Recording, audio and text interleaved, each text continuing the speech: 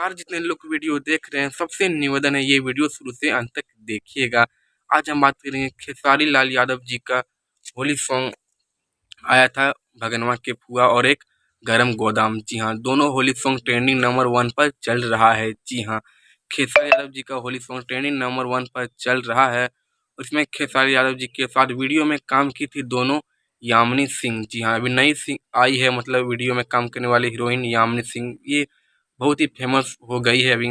और खासकर खेसारी लाल जी के साथ ही हर वीडियो में काम कर रही है यामिनी सिंह। जी हाँ, दोनों ट्रेंडिंग नंबर 1 पर चल रहा है ये सॉन्ग खेसारी यादव जी का भगनवा के फुआ और एक गरम गोदाम।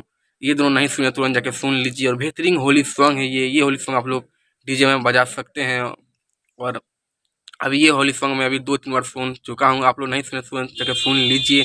और आप हमारे चैनल पर नए हैं तो हमारे चैनल को सब्सक्राइब कर लीजिए। मिलता है अगले वीडियो पर, तब तक थैंक यू।